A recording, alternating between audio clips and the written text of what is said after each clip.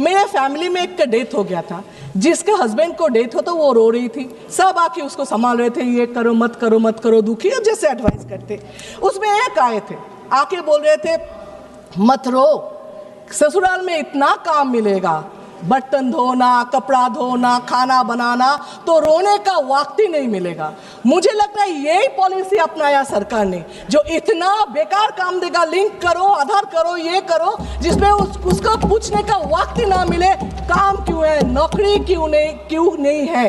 क्यों आप बोल रहे हो जो गरीब और भी गरीब हो रहे, दो चार अमीर और भी अमीर हो रहे, क्यों टेररिस्ट रोक नहीं पा रहे हो, क्यों साइबर क्राइम रोक नहीं पा रहे हो, ये पूछने का वक्त ही नहीं मिल रहे। अब सर ये SIR क्या करेगा पता नहीं, लेकिन एक चीज किया, देश के लोगों को बेइज्जत करके रखा। एक 80 साल के बुढ़े आके पूछे बेटा देखो बेटा, मेरा बाप दादा यहाँ पे थे, मैं भी यहाँ पे जन्म लिया, मेरा 2 जनरेशन भी यहाँ पे है, फिर भी बेटा देखो तो मेरा नाम है कि नहीं, मैं नागरिक हूं कि नहीं, मेरा बाप दादा शहीद हुए थे इस देश के लिए, देखो ना बेटा उसका नाम कहीं पे है कि नहीं। ये जो शर्म की बात है, ये शर्म देश कभी पहले देखा नहीं था। आप बताएं इलेक्शन कमीशन ने वो जो 3 बातें थी ना, गलत बात नहीं सुनेंगे, गलत बात नहीं देखेंगे, गलत बात नहीं करेंगे, इसका नया फॉर्मेट लिया। क्या अपोजिशन जो भी करे उसको नहीं सुनेंगे, अरे वोट चोरी हो रहे नहीं देखेंगे, आप कुछ बोलो क्यों न्यूट्रल नहीं हो वो नहीं सुनेंगे। एक्चुअली ये जो बोल रहे हैं न्यूट्रल, उनका इलेक्शन कमीशन का पावर है, नहीं तो पूछ रही हूँ, वो तो कोई कोई पार्टी के लिए तो नहीं है ना इलेक्शन कमीशन, किसका बॉन्ड इलेक्शन कमीशन किसी का बॉन्ड लेबर तो नहीं है। इलेक्शन कमीशन कोई पार्टी को जिताने के लिए, हराने के लिए शपथ तो नहीं लेते, ऑफिशियली अनऑफिशियली पता नहीं है।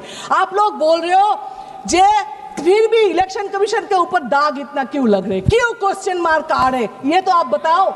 आप बिहार को बोल रहे हो जीते हैं, कोई बोल रहे जीते हैं, कोई बोल रहे लूटे हैं, पता नहीं लूट कर जीते हैं कि नहीं, लेकिन ये बता रही हूँ बंगाल में आप वो कर नहीं सकते। आप बोल रहे हो ना सर है, आप देख लेना। डिम्पल यादव मैडम, পশ্চিমবঙ্গে একজন নেত্রী আছেন, পশ্চিমবঙ্গের মুখ্যমন্ত্রী, তিনি বলেছিলেন SIR করতে দেবো না।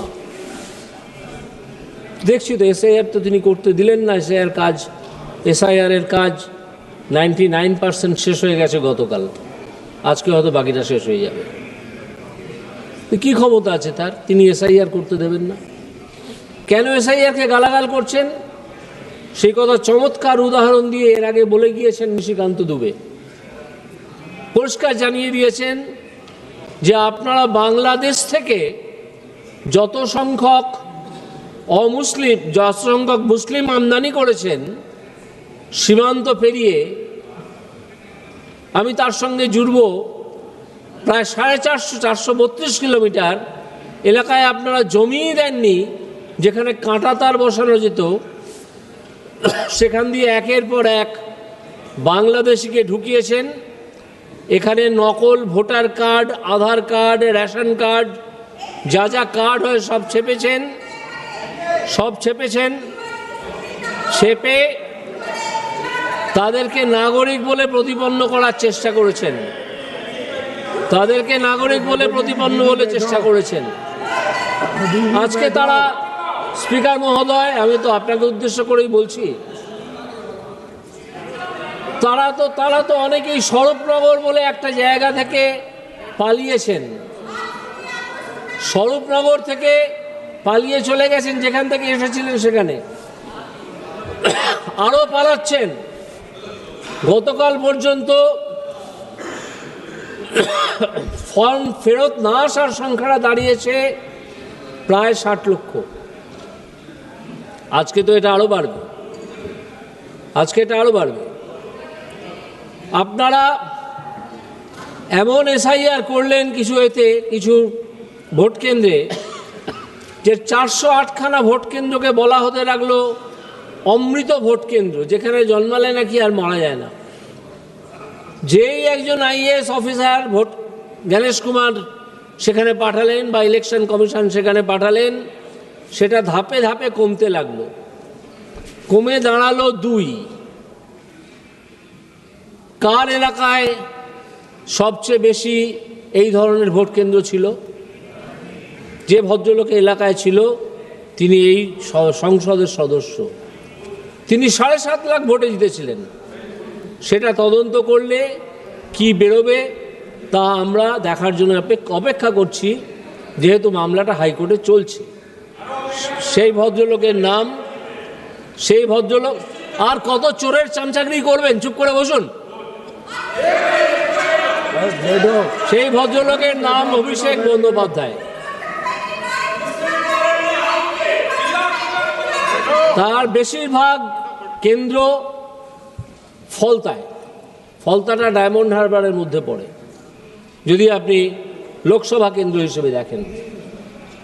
গতকাল একজন BLO, block level booth level officer, তার বাড়িতে আক্রমণ করেছে কিছু লোক।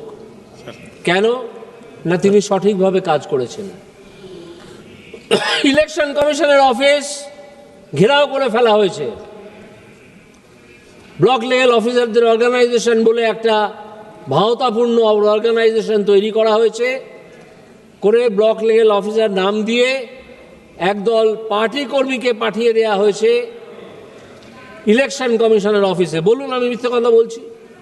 পারলে বলুন, চেঁচান। যারা মারা গেছেন তারা নিজের কারণে মারা গেছেন, কেউ বিএলওর কারণে, এসআইআর এর কারণে মারা যাননি, যে যার নিজের কারণে মারা গেছেন। আপনারা একটা আত্মহত্যার নোট জারি করেছিলেন, একজন লিখে গেছেন বলে এত তাড়াহুড়ো করেছিলেন যে পরে জানা গেল সেই ভদ্রলোক লিখতেই পারতেন না। তো এইভাবে আপনারা এসআইআর আটকাচ্ছেন। ফল কি হয়েছে সেটা আপনারা জেনে রাখুন।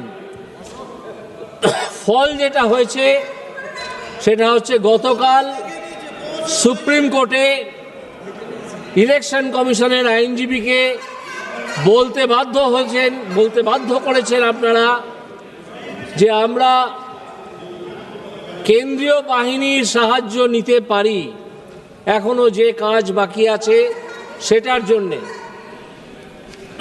এখনো কিছু কাজ বাকি আছে, সেটা করার জন্য পুলিশকে রিকুইজিশন করে নিতে পারি। এটার জন্য একটু অপেক্ষা করুন। আমাদের দেশে এখন একজন প্রধানমন্ত্রী আছেন, তার নাম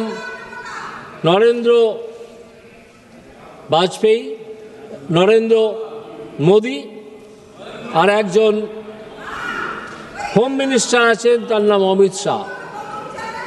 তাদের নাম শুনলেই আপনারা কাঁপতে শুরু করেন, প্লিজ কনক্লুড। তো এই অবস্থায় এসআইআর পশ্চিমবঙ্গে চলছে। আমি এইখানে আবেদন করব যে এই পশ্চিমবঙ্গে এই মুহূর্তে